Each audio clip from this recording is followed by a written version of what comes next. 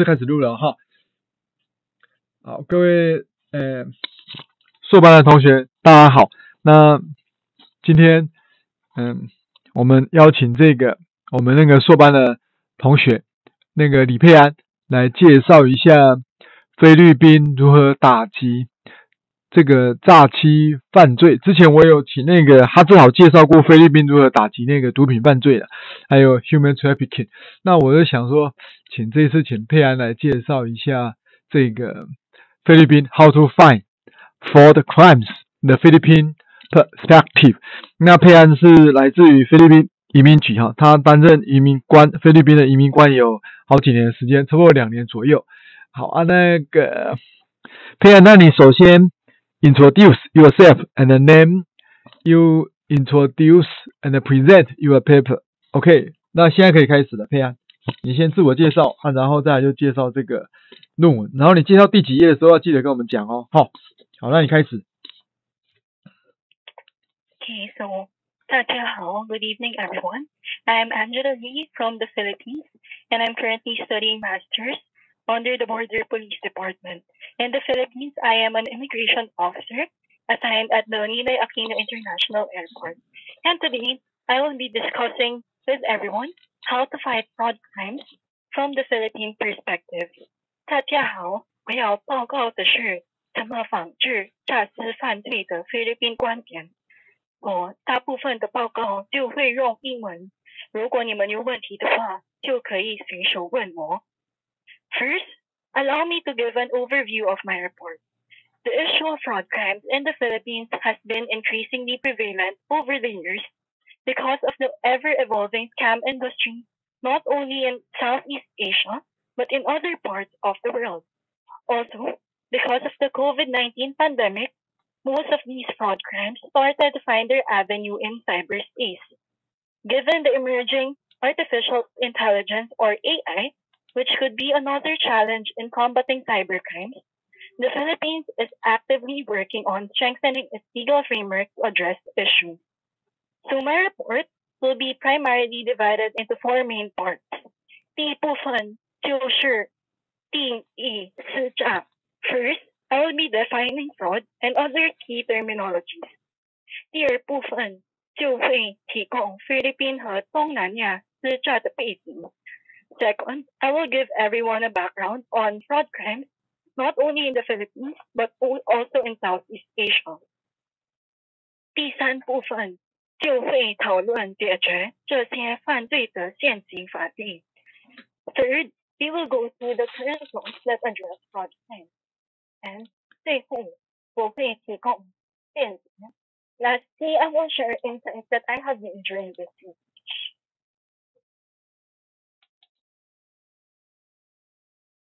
So let's proceed with the first part, the definition of terms. So I will be defining the following terminologies that I will repeatedly mention throughout the presentation. Number 1 will be fraud. Fraud is the act of deception with the intent to acquire personal gain or cause harm to the other person. So I would like to emphasize here the word intent or 故意。诈骗应该是故意。Number 2, phishing or 网路钓鱼。网路钓鱼 is fraud that attempts to obtain sensitive information or 获取敏感信息。So some of the common methods include fake emails, text messages, voice calls, or vision. Here we have a sample of how phishing works. There is a text message allegedly from the official Apple company that asks you to log in your information and encode your password. So once the person have encoded all of their personal details, the scammer can steal their personal data and hack their account.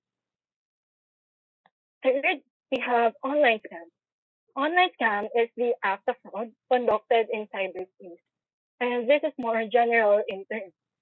So common examples of online scams include investment fraud, romance scams, lottery scams, fake job offers, and unauthorized transactions. Romance scam is typically one of the most common scams being practiced in Southeast Asia. So here in page 3, we have a picture of pig butchery, or also known as romance scam. So why is it called pig butchery scam? Because it's kind of similar to how people sell pigs. So first, the scammer will package himself as someone very beautiful.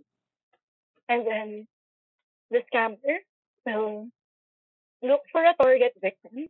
And once the victim took the bait, then the scammer will try to raise the victim or psychologically manipulate the victim into believing that they fall in love with each other. And then once the victim has been emotionally manipulated, that's when the scammer will pull out his killer move by telling the victim to invest money. So usually, the scammer will usually say, "Oh, I imagine a future with you, and so I'm looking into this new business idea. So if ever could you please invest in my business?" So once the victim sends money to the scammer and the victim has exhausted all of his or her money and has sent it to the scammer, that's when the scammer will cash out the money and then block the victim.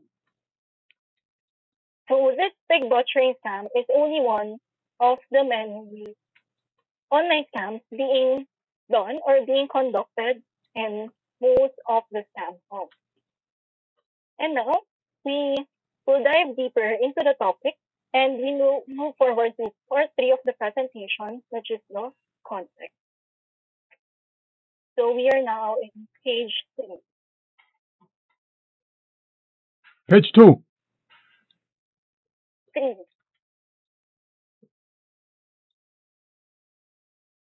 Okay. So we will be looking into the context of Southeast Asia as the origin scam code.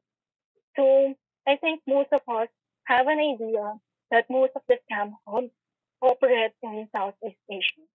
And transnational criminal organizations, or TCOs, or in Chinese, 跨国犯罪组织, continuously grow and spread across international borders, particularly within the Southeast Asian region.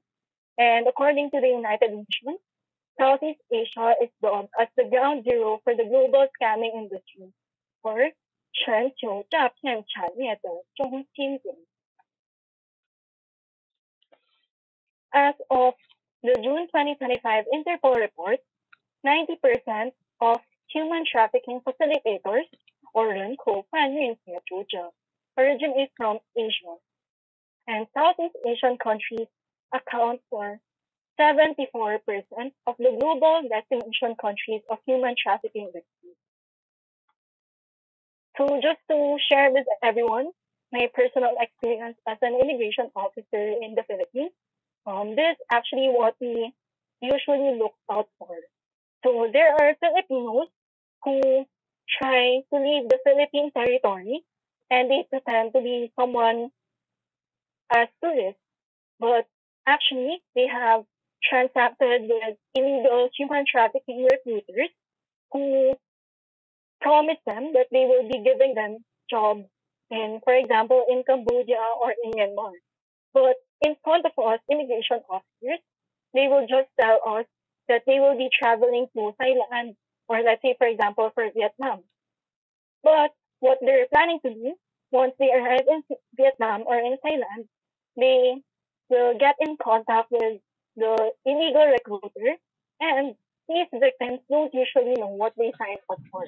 So they just knew that they will have a job, but they didn't know that they will be locked up in scam hubs. And so, as an immigration officer, it is our duty to look out for these potential victims of human trafficking and prevent them from being trafficked. So, according to the United Nations Office of Drugs and Crime, they revealed that transnational criminal organizations in the region act as the sumo or the mastermind of the growing scamming industry. So as we dive deeper, we'll look into the Philippine context. So I would like to introduce to everyone the Philippine Offshore Gaming Operators or Operations, also known as POGO, or the Philippine Lian Botay Ring. So as we all know, international media often spotlight scam hubs located in Cambodia and Myanmar, but actually I would like to share with everyone that a significant number of scam hubs also spread across the Philippine archipelago. So just last year, July 2024, Philippine President Ferdinand Marcos Jr. ordered the banning of the Philippine Offshore Gaming Operations, or POGO TLE, as a response to the escalating number of cybercrimes and human trafficking related crimes. So here in page 3, we have a picture of one of the scam hubs located in northern Luzon. So this is just one of the many scam hubs that can be found in the Philippines.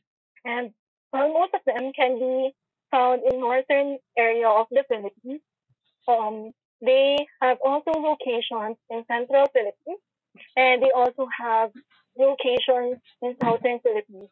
So they are technically spread all over the country. So the question is, how did these POGOs end up being so many in the country? How were they able to spread across the country? So just to give everyone a brief background, POGO started to strengthen their foothold in the country during the administration of former President Rodrigo Duterte. The president Marcos Jr. 是啦，美好的青春回忆。续一下。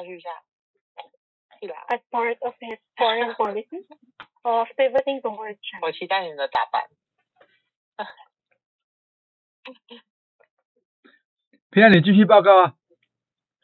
亲中外交政策 ，POGOs started to strengthen their foothold。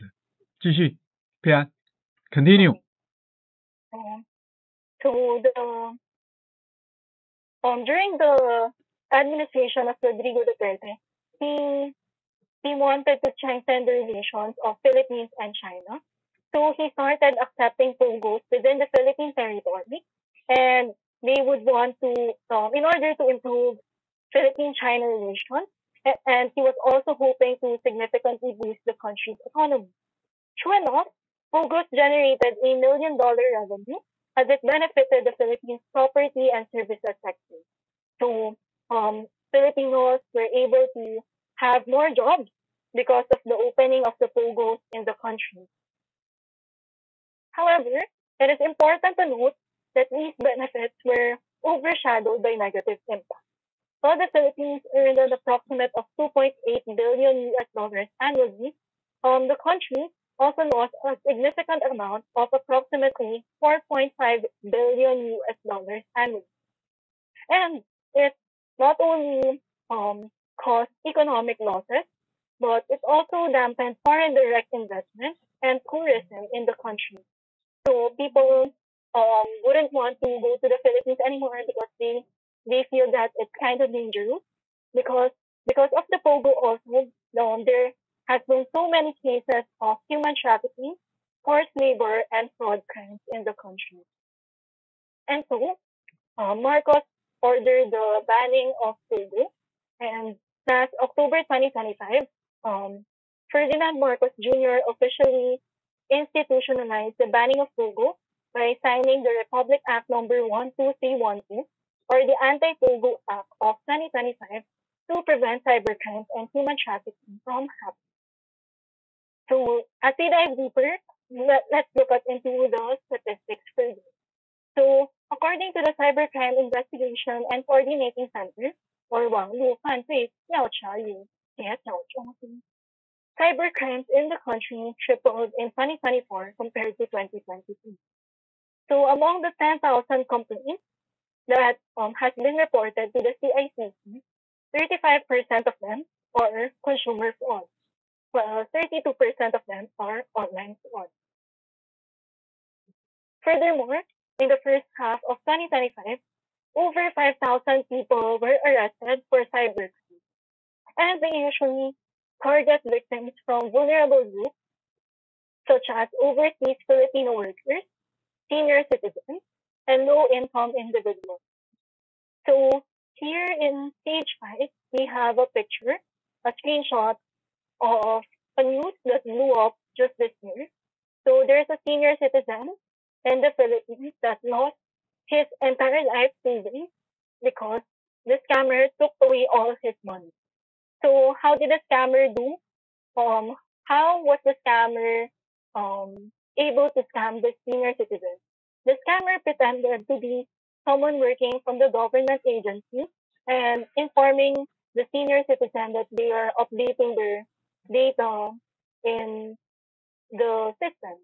So since the senior citizen is already of old age, the scammer told him that they have a special treatment for seniors where they could just give their passwords and the government agency or the government agent will help them and code their details so that the senior will be able to update their data. But unfortunately, this is a scammer. So the senior citizen gave away all his money and lost all of his life savings. So now let me know the gravity of the situation. The senior citizen is just one of among the many victims of fraud crimes or scams in the country. So now we ask the question, what does the Philippine government exactly do to protect the Filipino people and also the public from these fraud crimes? So now we will proceed to the third part of my presentation, which is on page 6, or the legal framework addressing the proliferation of fraud crimes, or 防制诈欺犯罪之法律体系. So first, we look into Republic Act number 12010, or the Anti-Financial Account Scamming Act, or AFASA, or 反金融账户诈骗法. So what about AFASA? AFASA is the recently implemented comprehensive legal framework against digital financial scams. And it was signed into law just this July 2024. So the Bangko Sentral ng Pilipinas, or the BSP, or in Chinese, Philippine Zhongyang Income, released their implemented rules in June 2025. So what does AFASA aim to do? It aims to prevent the misuse of financial accounts by giving more specific instructions and giving more power to the Bangko Sentral ng Pilipinas, or the BSP, to combat fraud-related financial account scams. So it also includes up-to-date cybercrime laws that were not previously covered in the existing Philippine law. So now we delve into the details of AFASA. So in AFASA, it defines and penalizes the following prohibited activities. First on the list, we have the money muling activities, or 洗钱活动. Money muling activities is defined as using or borrowing financial accounts for suspicious transactions. So they also defined a money mule as a person who moves funds derived from crimes. And the penalty for money muling activities could be 6 to 8 years of imprisonment and a fine of 100,000 pesos to 500,000 pesos. So just to give everyone a context, 100,000 pesos, if converted to new Taiwan dollars, would be 50,000 new Taiwan dollars. So just think of it as half of the amount. So when I say 100,000 pesos, it's 50,000 Thai, and up to 250,000 new Taiwan dollars. Okay? And then second on the list of the prohibited activity will be social engineering. So what is social engineering? It is using deception to obtain sensitive information. And the penalty for this will be 10 to 12 years of imprisonment and 500,000 pesos to 1 million pesos worth of fine. However, if the victim is a senior citizen or part of the vulnerable group, the scammer could be in prison for longer years, specifically 12 to 14 years, and they could be fined for up to 2 million pesos. Third, on the list of prohibited activities under AFASA is economic sabotage, or CNC profile. This is defined as large-scale organized crime involving multiple scammers and multiple victims. And the penalty for this will be life imprisonment and 1 million to 5 million. So, under APASA, they have also listed other related offenses according to Aureada 2025. So, malicious reporting could be penalized for 1 to 5 years of imprisonment and 50,000 to 200,000 pesos worth of fine. And for corporate liability, they can be fined up to 10 million pesos. And for public officials, or simply people working in the government, they would be permanently barred from public office, meaning if they are proven to be involved in any of the prohibited activities listed above, they could no longer work in the government anymore. Okay? So, furthermore, the Philippine Chongyang Income issued the following 3 circular numbers under the series of 2025 in APASA. So what are these circular numbers all about? This mandates the BSC more power and more authority to work on scam-related incidents. So we will look into 3 BSC circulars. First on the list, we have BSC Circular 1213, or the Information Technology Risk Management Regulation. So what is this BSC circular all about? Basically, it just says that it adopts a strong authentication mechanism. So, the Philippine government envisions that by next year, by 2026, we will be no longer be using OTPs or one-time passwords when using online bank. So, instead, we will be using biometric authentication, such as fingerprint scanning, facial recognition, or voice recognition, so that we could proceed with our financial transactions online. And they would also look into the behavioral biometrics, such as assessing typing speed, mouse or device movement, to see whether the transactions being done online is suspicious. Okay? And then now we move forward with the second BSC circular, which is BSC Circular 1214, for rules on financial account inquiry and information sharing. So, for the second BSC circular, it enhances BSC's authority, or Changqiang BSC to trend. What about the authority of BSC? So, they can overrule existing laws on bank secrecy and data privacy. So, they may share financial data with competent authorities listed below. So, they can share financial data with the following government agencies, which is listed on page 8. So I will go through them one by one. So they may share the following data with the following government agencies. Number 1 on the list is the Philippine National Police, or also known as the PNP, or in Chinese, Philippine国家警察. They can also share it with the National Bureau of Investigation, or NBI, or the 国家调查局, with the Department of Justice, or DOJ, or 司法部, and the Department of Information and Communications Technology, or the DICT, or 资讯与通讯科技部. And number 5, the Anti-Money Laundering Council, or the AMLC, or 反洗钱委员会. And the Cybercrime Investigation and Coordinating Center, which I have previously mentioned, the CICC, or 网路犯罪调查与协调中心. Now, we move forward with the third BSC Circular 1215, or the regulations on temporary holding of disputed funds and coordinated verification process. So, the third BSC Circular mandates the BSC the authority to hold or freeze any disputed funds that has been reported to them. So, they have the power to freeze the account of the scammer. It has been reported that there has been suspicious transactions ongoing, they can immediately freeze the account of the scammer to prevent the scammer, or to prevent the victim from losing track of his or her money, and it could eventually help the victim to retrieve the money immediately. Okay? Now that we have discussed all of the 3 BSC circulars, it is important to discuss Section 20 of AFATA. So Section 20 of AFATA addresses the immunity of trafficked persons from criminal liability. Or basically, any trafficked persons or any victims of human trafficking should be exempted from any of the penalties if they are proven to be victims of human trafficking.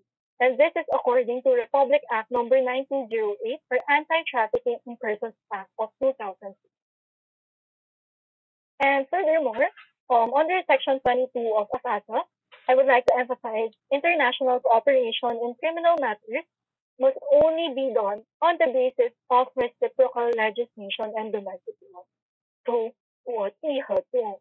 This could only be done if the other countries agrees with the arrangement of the Philippines. Okay? So overall, through AFATA, the Philippine government envisions a more inclusive and resilient financial system. Now we proceed with law number 2, which is Republic Act number 9160, or the Anti-Money Laundering Act of 2001, or as we call AMLA, or the Fan Chi Chen. So, what is money laundering? Well, money laundering, or CGHM, is a crime that involves transacting proceeds from an unlawful activity but making them appear to originate from legitimate sources. So, AMLA was created to deter illicit activities such as fraud crime, and it was signed into law last 2001. So, what are the offenses and penalties under AMLA? So, we look at it at page 10. So under Section 4A is knowingly transacting or attempting to transact. So basically, this just means that if you are directly involved in the money laundering criminal activity, then you can be penalized for 7 to 14 years of imprisonment and be fined for not less than 3 million pesos. Under Section 4B is knowingly performing or failing to perform an act in relation. So, this just basically means that you have actively assisted or you have been an accomplice in the money laundering criminal activity. So, you could be penalized for 4 to 7 years of imprisonment and be fined for not less than 1.5 million, but not more than 3 million pesos. And then for Section 4C is the knowingly failing to disclose and file with the AMLC. So what does this mean? Section 4C just means that you knew that the money laundering activity existed and took place, but you did not report it to the proper authorities and you did not disclose it to anyone. So once proven guilty, the penalty will be 6 months to 4 years of imprisonment and a fine of not less than 100,000, but not more than 500,000. Moving forward, we discussed Section 7. Section 7 of AMLA just says the creation of the Anti-Money Laundering Council, or the Fan Chi Chen Shi. The Anti-Money Laundering Council is created and they serve as the main authority to freeze any financial account proven to be linked to any unlawful criminal activity.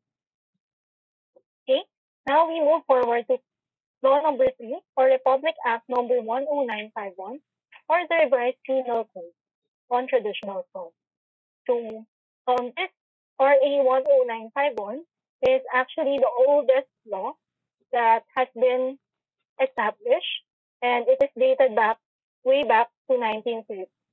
So this is a really old law, and any fraud-related crime or any scamming that occurred before, they use this law to penalize whoever scammer is.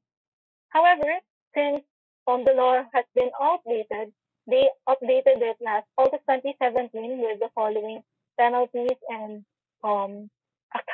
amount of damages. So for RA 3851, they define swindling or estafa, as we call it in the Philippines. So estafa is just basically theft.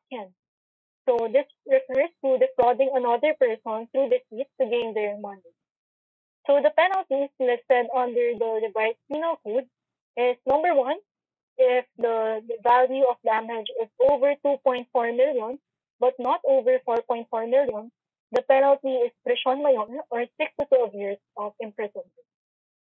And under 3B, if the damage is over 1.2 million, but not over 2.4 million, the penalty is prisión correccional or 6 months to 6 years of imprisonment. And for 3C, if the damage is over 40,000 but not over 1.2 million, the penalty is arresto mayor or 1 to 6 months of imprisonment. Any value of damage lower than 40,000 pesos is subject to arresto mayor or 1 to 30 days of imprisonment. Finally, we move forward to the last law that I will be discussing today, the Republic Act number 10175 or Cybercrime Prevention Act of 2012. Or in Chinese, 网路犯罪预防法. So this was signed into law in 2012, and this serves as the cornerstone legislation for all the cybercrimes in the country. So in Chapter 2 of the Cybercrime Prevention Act, they listed all the punishable acts that is covered under this law. So under Section 4A1 is the illegal access. So illegal access or 非法存取 basically just means hacking. So they hack into systems to facilitate crime. Under Section 4B2 is the computer-related fraud or 电脑相关诈欺, or the computer-related fraud involves unauthorized input or any fraud that can be done within the computer system. And phishing or the 网路钓鱼 falls under this section. And then for Section 4B2 is the computer-related identity theft. So this is self-explanatory. Computer-related identity theft is when you steal the identity of another person, and this is often a byproduct of phishing. And under Section 5A is the aiding or abetting in the commission of cybercrime. So if you in any way assisted in the cybercrime, then you could be liable under Section 5A. So under Section 8 of the Cybercrime Law, they listed the penalty. So we are now on page number 12. So anyone found guilty of any of the punishable acts enumerated in Sections 4A and 4B shall be punished with imprisonment of prisión mayor or a fine of at least 200,000 pesos, or depending on the damage incurred by the scammer. And then anyone found guilty of Section 5, or basically just assisting in the cybercrime, you could be imprisoned 1 degree lower than the prescribed penalty for the offenses mentioned above. And you could be fined at least 100,000 pesos, but not exceeding 500,000 pesos. Under Section 10 of the Cybercrime Law, includes the Law Enforcement Authority. So this gives the NBI or the国家调查局and the Philippine National Police, the Philippine 国家警察, more power and more authority to work on fighting cybercrime.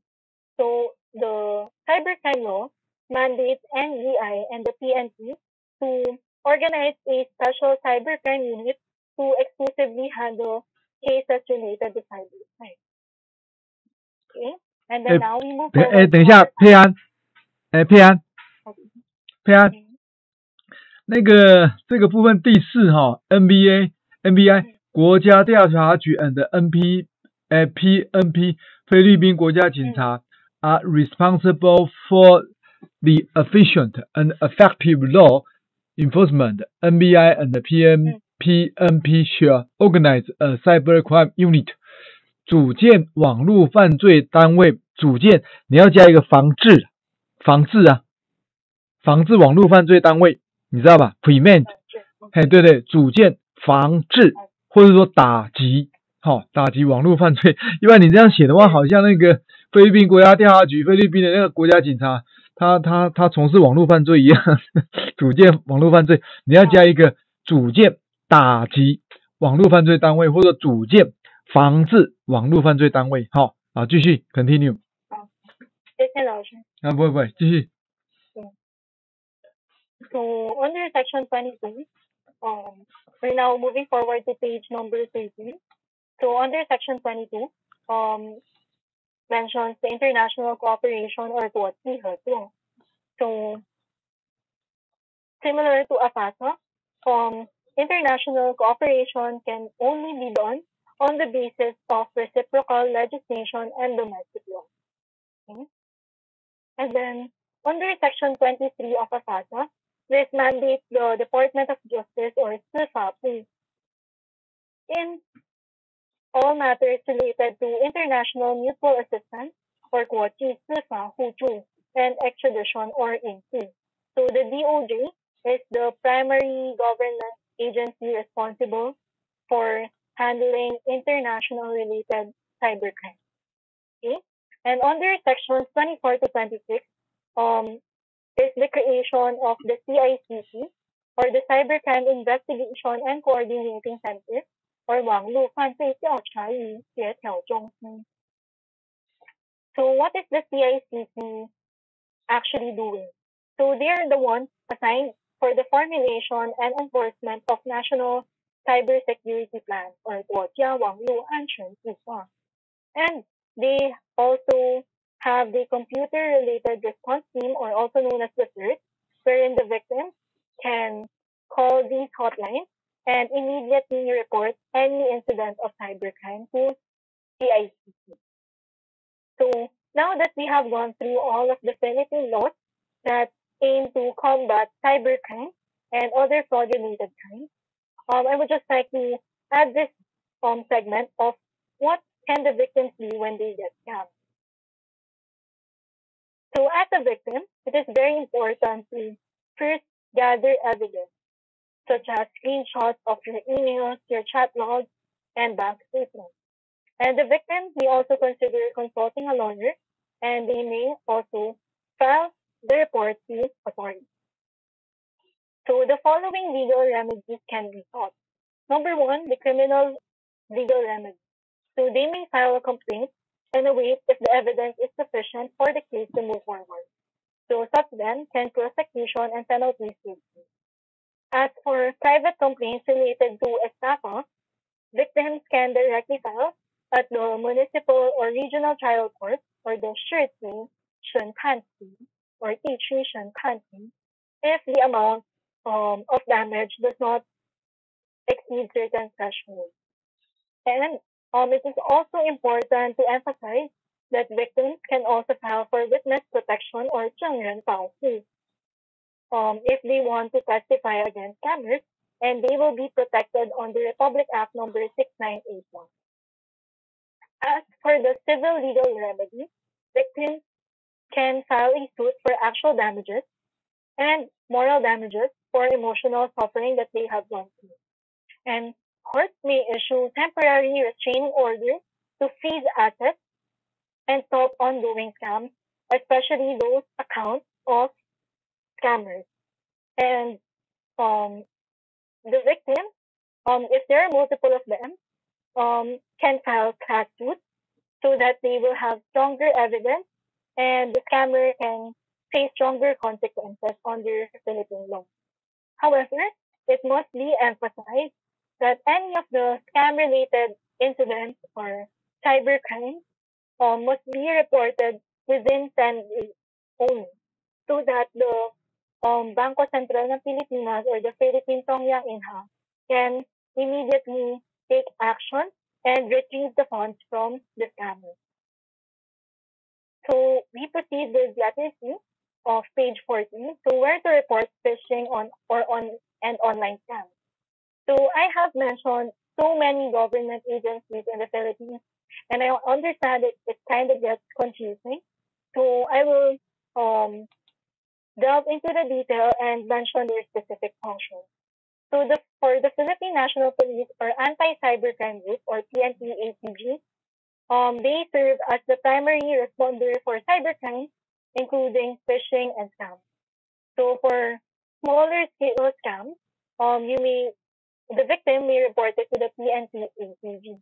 However, for more complex cases, especially those related to organized syndicates or transnational criminal organizations, they may report it to the National Bureau of Investigation Anti-Cybercrime Division. And for scams, related to banking and e-wallets, they may report it to the Bangko Sentral ng Pilipinas. And for consumer-related scams, they may report it to the Department of Trade and Industry.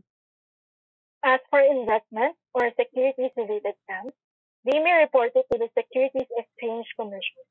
And for international cooperation, the ones primarily responsible for those are the Department of Justice, who could coordinate with the Interpol and the Philippine National Police or the POGO. So now, we proceed with the last portion of my presentation, which is the summary or insights, which is on page 14. So, as you all know, the Philippines navigates into strengthening its approaches to combat the ever-evolving fraud-related crimes by enhancing its legal framework. However, it must be noted that laws must go hand in hand with effective law enforcement. So even if we have so many laws, if these are not implemented properly, then there will be no use for having these many laws and these many government agencies.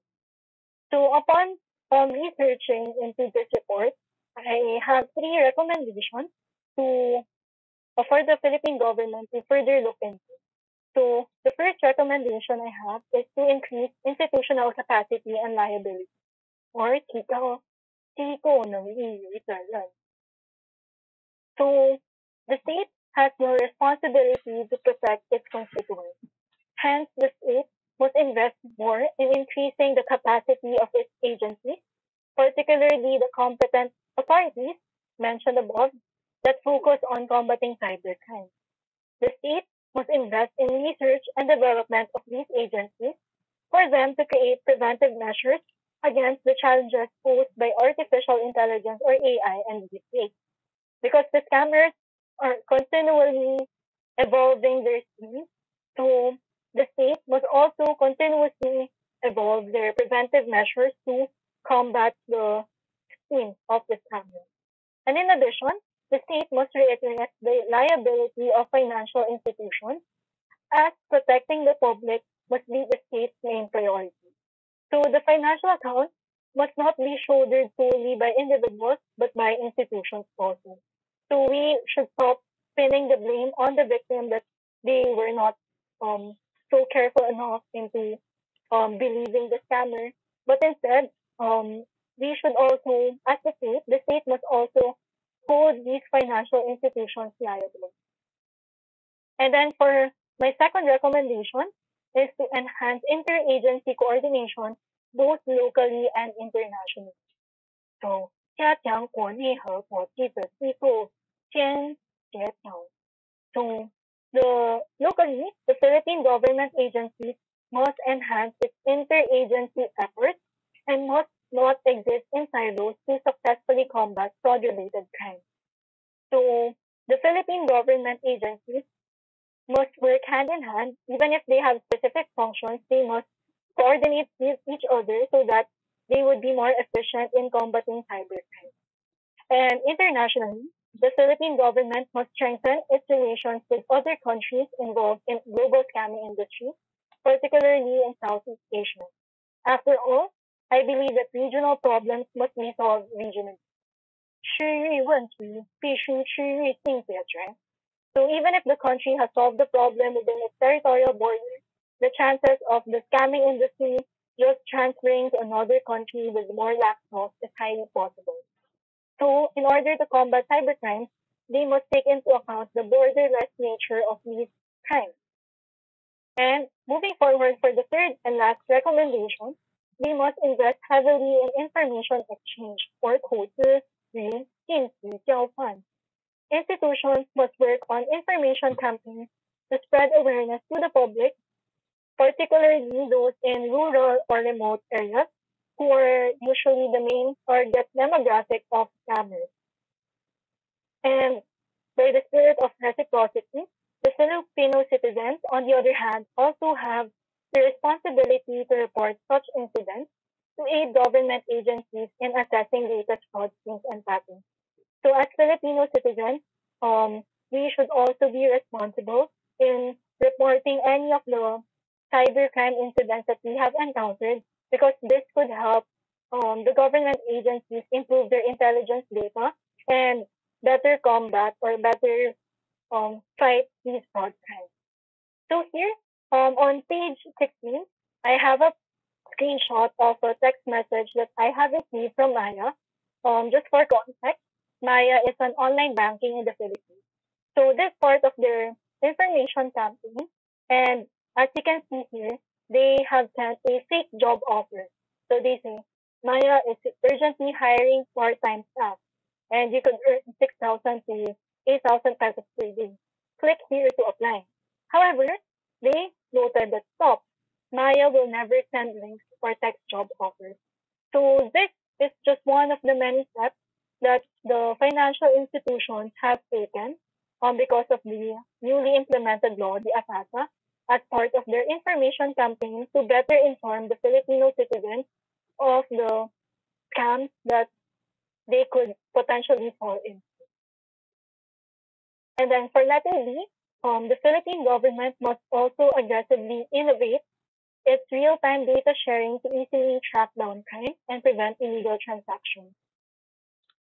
So in conclusion, with AI's potential to intensify fraud and trafficking through deepfake technology, the Philippine government must not simply rely on reactive approach by imposing penalties on criminals as indicated in the existing laws. What I see here is that the Philippines, along with its international partners, must invest heavily on preventive measures. So prevention is better than cure, as we see, because anyone can be scammed. So the Philippines, as the state, should be more focused on implementing preventive measures to combat fraud-related crimes. So that will be all for my presentation, and I would just like to go through my references. So I have consulted several references, and most of them are Philippine laws that I was able to find online. And aside from Philippine laws, I also looked into Philippine government agency websites, the official websites of the Philippine government agencies. And I also looked into local and international news to know more about the context. And finally, I also consulted international organization websites such as the Interpol and the United Nations.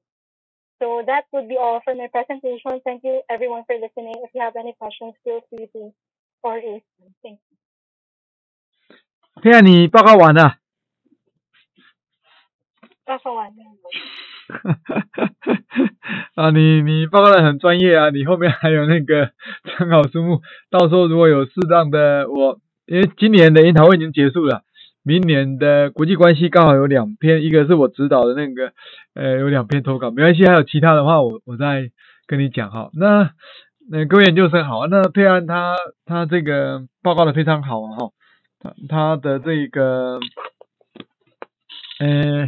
佩安他报告的这个，他那个报告主题就是，我就做了几分钟简洁，摘录了啊，菲律宾 how to find the 这个 crimes 的哈，他首先对这个诈欺，那个什么是诈欺的哈，他诈欺的话，各位看到第1页里面这个诈欺的定义就是要有故意的哈，故意。明知必有因使其发生嘛，这个犯罪里面要有主观构成要件的哈，然后再来就是 phishing 的哈 ，phishing 网络钓鱼哈，那就是什么叫网络钓鱼？这个佩安找得很好的哈 ，obtain sensitive information 获取那个 sensitive 哈，网络钓鱼敏感的那个讯息哈，然后他这个还有网络诈欺，他提到的就是这跟我们台湾差不多吧哈，投资诈欺的杀猪盘啊，还有那个佩安，我们还有一个叫做那个恋爱在诈欺的恋爱啊，它是假的 fall in love， 就是那个假的啊，那个恋爱情诈欺啊，好，菲律宾我们台湾还有菲律宾我们这个那个佩安我们台湾特有的那个恋爱诈欺也是很盛行的哈，恋爱诈欺。然后在那个他有这个他这个比较重要的是那个他有介绍一些消费诈欺的话占了 35% 哈，在那个 page 4 35% 是消费诈欺哈，跟好像台湾差不多，然后网络诈欺 32% 哈，然后各位看到第5页。这个诈欺犯哦 ，cybercrimes often target victims from vulnerable groups， 就是脆弱群体啊。在台湾的话，就是退休的军公教是肥羊啊哈，到锁定了退休军公教。退休的老人啊，那有一些老人也是没钱啊，军公教很容易被骗的。老师像上一次报告里面那个也有提到那个就是老师被骗嘛哈，还有那个低收入族群，低收入的话，我们这诈欺犯当然不会锁住他。然后在配案的这个第6页以后，他有介绍一些法令的，这些法令我发现，这个菲律宾是很重法的哦，打击犯罪菲律宾这个 legal framework。Addressing the proliferation of violent crimes， 防治诈欺犯罪的那个嚣张增长哈，它的法律制度，第一个就是那个阿法萨 NT A 就是 NT 的 financial 打击这个反制这个金融账户的那个。scamming 就是诈欺啊哈 ，SCAMMING 哈 ，NT 这个就是金融账户诈欺，配案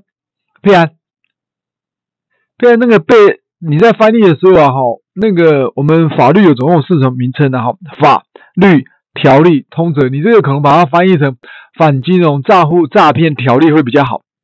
因为它就是 focus on the special dimension 哈，就是防治反金融账户诈欺条例的哈。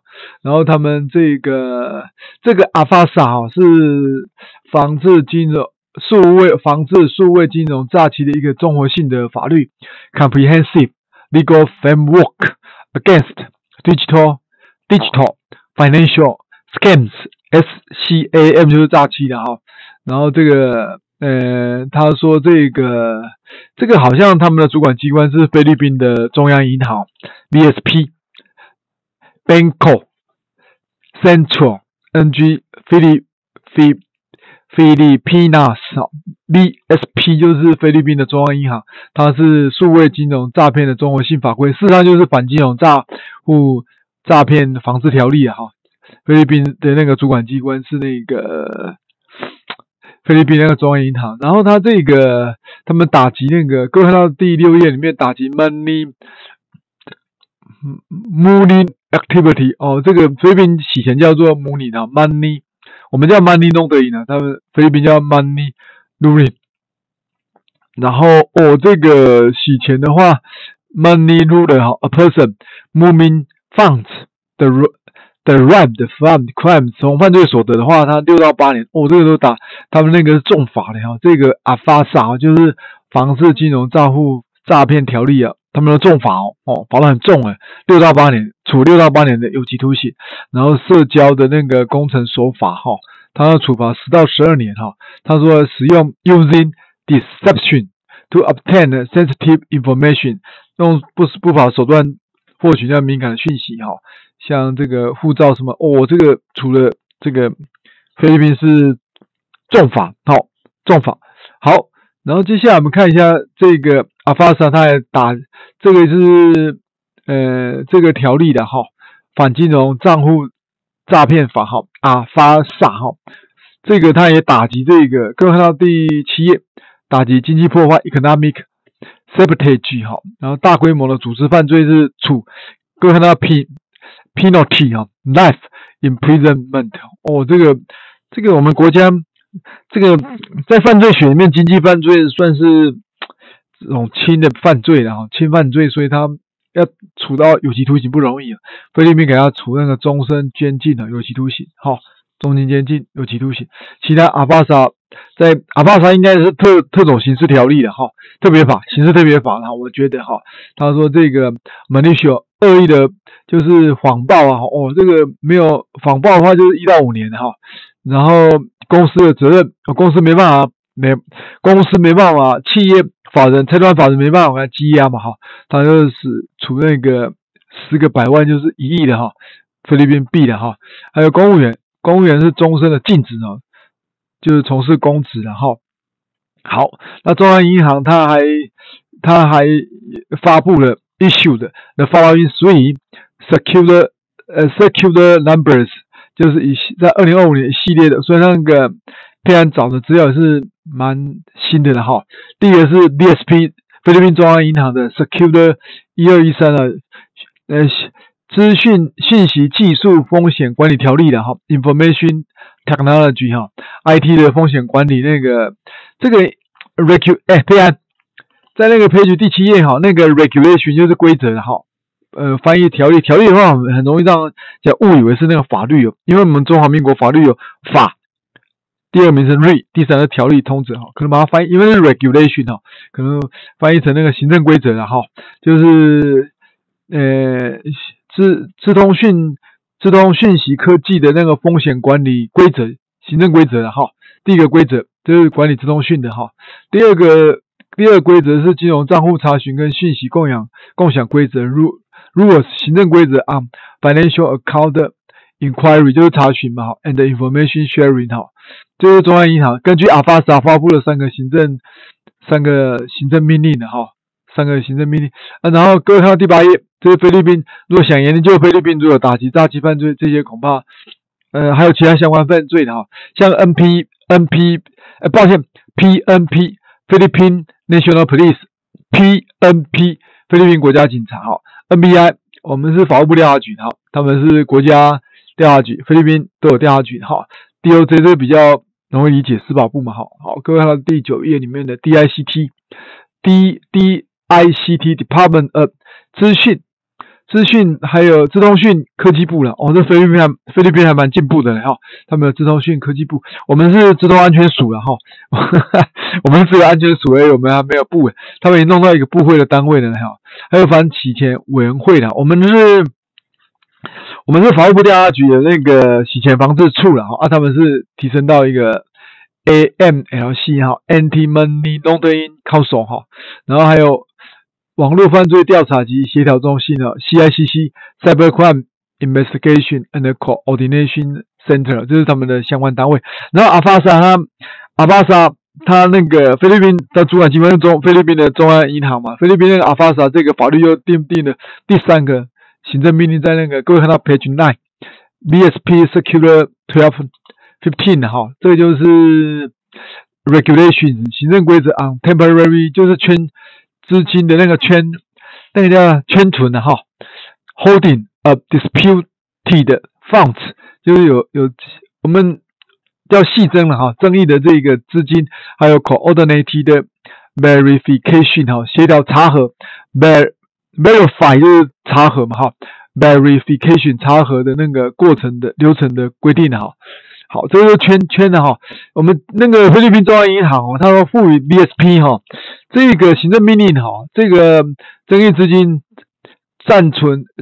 那个圈存争议的资金，还有协调查核流程这个行政规则这个规则赋予这个 BSP 菲律宾中央银行可以圈存争议的资金可以那个 up to 30 days 可以圈存30天然后阿巴萨在20条里面就是人口贩运被害人刑事豁免权，所以那个阿巴萨这个他们那个立法还是很进步被害人他可以有非常进步了然后 section 各位看到那个 page 9 section 22强调国际合作然后还有这个第7个overall 这个佩安有提到，透过这个阿巴萨他说菲律宾它建构一个包容性还有韧性的金融体系的包容性 inclusive and resilient 就是韧性的这个 financial system 的然后再来这个是一个我们叫洗钱防治法菲律宾也有菲律宾叫做 the Anti-Money Laundering Act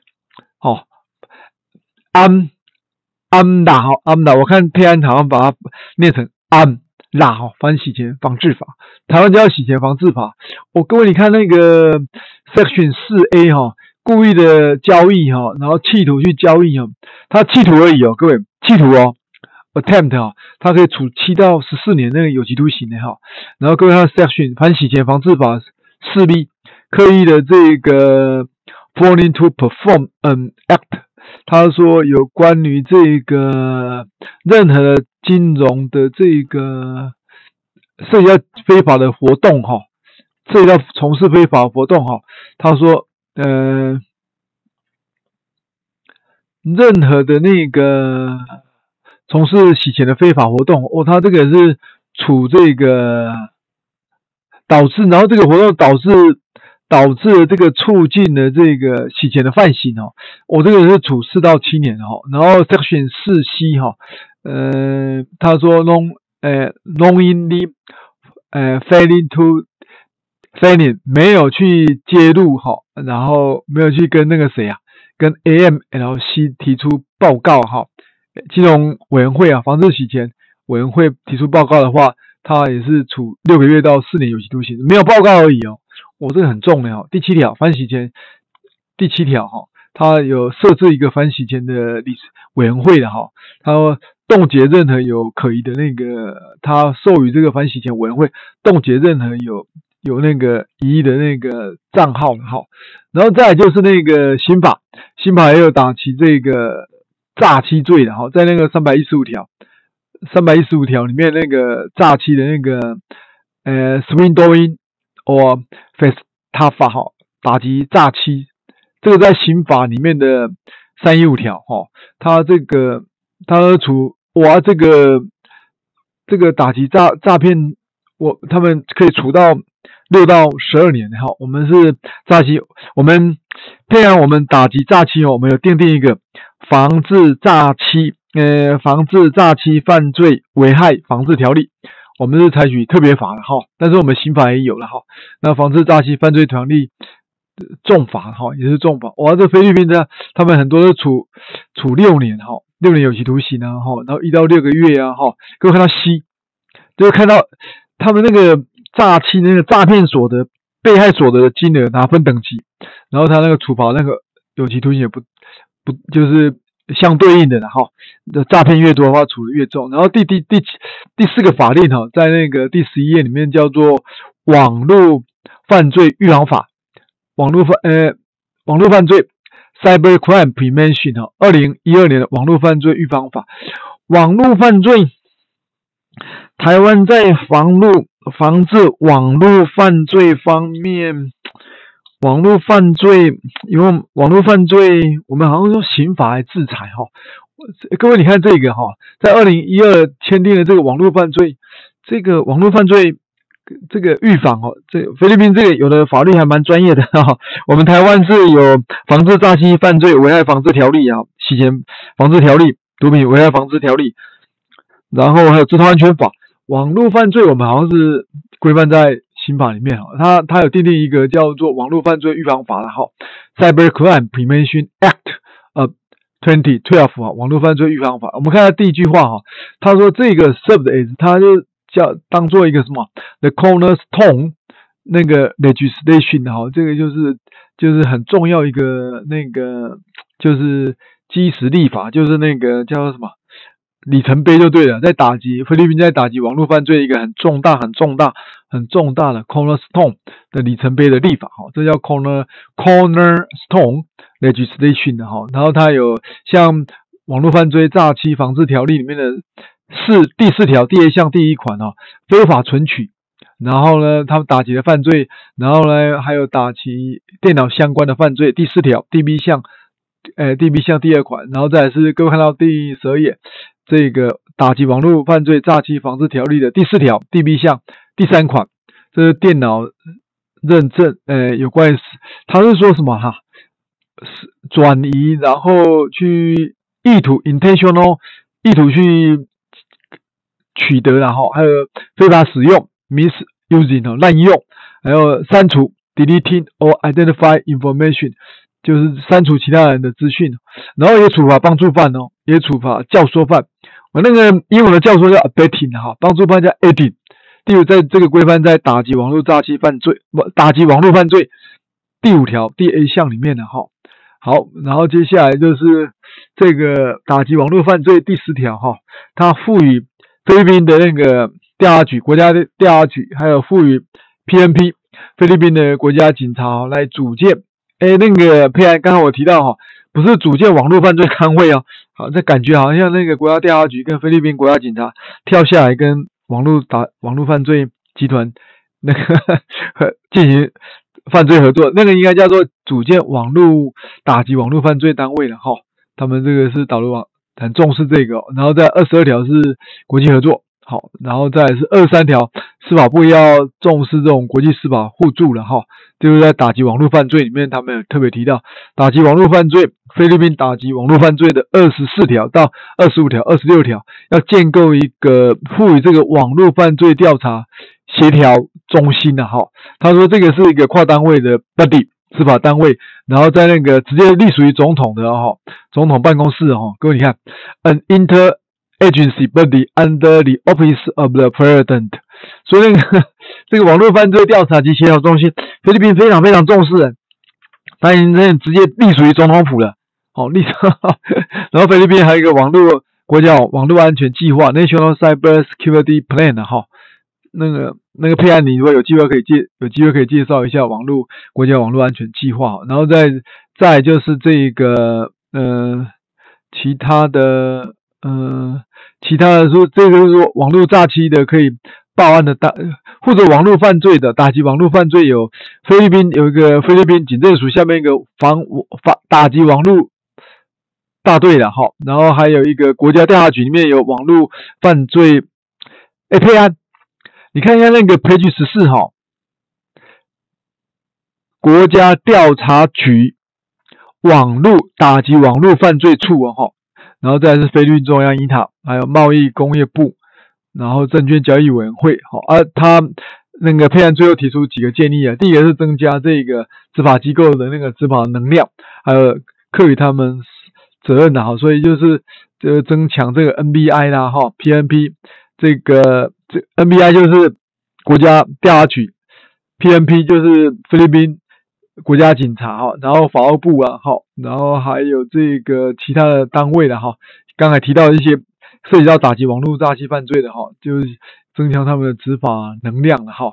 还有像现在菲律宾很流行的这种利用这个 AI， 还有 Deep Fakes 深伪带来的这种网络犯罪哈。那这个执法机关要加强打击这种 AI 合成的犯罪，还有这个Deep Fakes 带来的犯罪。然后第二个就是加强国内跟国际的跨机关的合作了哈。然后再是打击网络诈欺犯罪的那个讯息的分享。好，在结束之前，问一个同学，学论，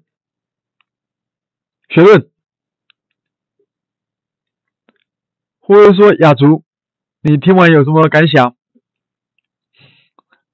老师。哦，学论你讲一下好了，学论你听完我的报告，你有什么感想？我刚听老师的总结，就是好像菲律宾有蛮多就是值得我们学习的地方，这样就是可能立法立的比我们完整，或者有一些新的作为这样。你会不会觉得很恐怖啊？这个菲律宾那个打击网络，有一个直接隶属于菲律宾的总统府，那个菲律宾很重视这个打击网络犯罪。我刚才不小心看到一个那个哇，他们直接就隶属在那个有一个那个打击网络的那个协作中心哈，打击网络那个协作中心，他们把它那个层级升得非常高哈。对这个学院你有什么看法？总统府下面可能有设置那个打击网络犯罪中心吗？台湾？可是我觉得台湾总统府下面应该顶多设那种咨询的吧，好像没办法设到机构这样。对了，对，好，那再问一个同学，雅竹，听得到吗？雅竹？好，那你讲看你的想法。我觉得菲律宾非常重视打击犯罪这一块，就是不论是法律层面还是政策方面，都比台湾还要重视。对，菲律宾在打击网络犯罪，他已经把那个网络犯罪跟诈欺犯罪把它当做那个重罪了哈，把它当做重罪。好，那我